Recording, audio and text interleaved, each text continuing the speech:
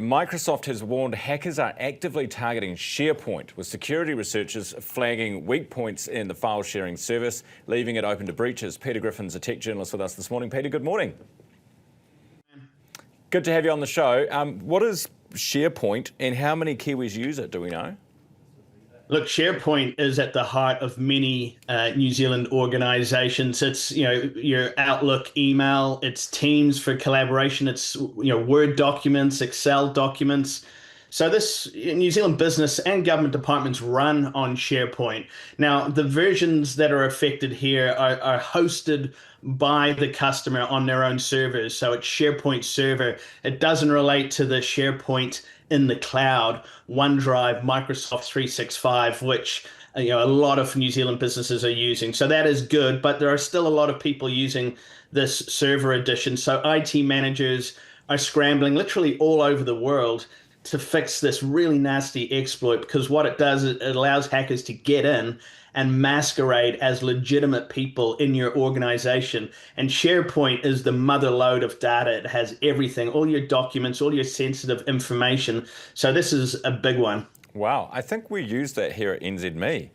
So someone... I think you might be using the cloud version of SharePoint. So that's the one that Microsoft serves you off its own infrastructure. No problem with that. It's people who have a server in their own organization. They're hosting it themselves, and it's up to their own IT managers to patch those servers and keep them updated. It's those people that are really scrambling at the moment. Right. So in the meantime, would your advice be, if you receive an email, even if it's from your boss or a colleague, to not answer it? Yeah, absolutely. And the network managers will be looking for unusual activity on those SharePoint servers. 2 patches have been issued for the more recent version 2019 and a 2016 version, but there's still one that hasn't been patched yet.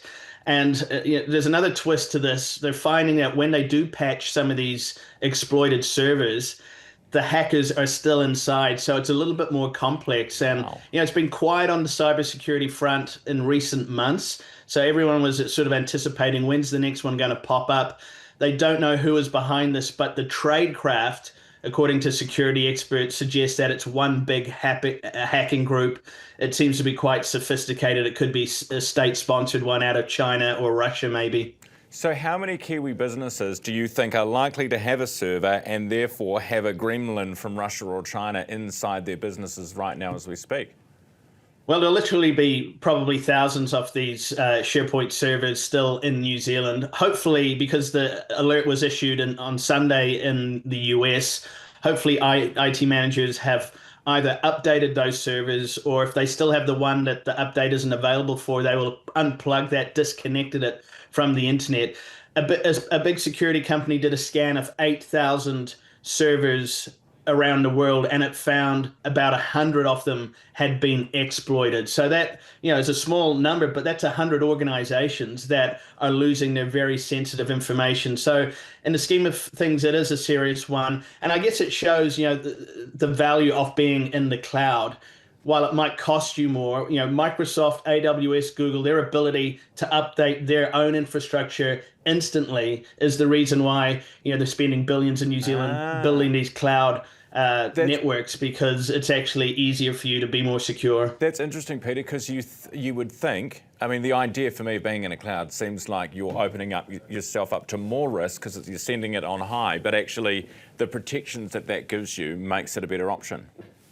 Yeah, it's not foolproof. There are still exploits in the cloud, often the way that customers are configuring them, but the ability to be able to go in from Microsoft, which has a team looking at its own network, and protect that and update it quickly, that's a huge advantage. All right, Peter, great information. Thank you. Peter Griffin, tech journalist with us this morning.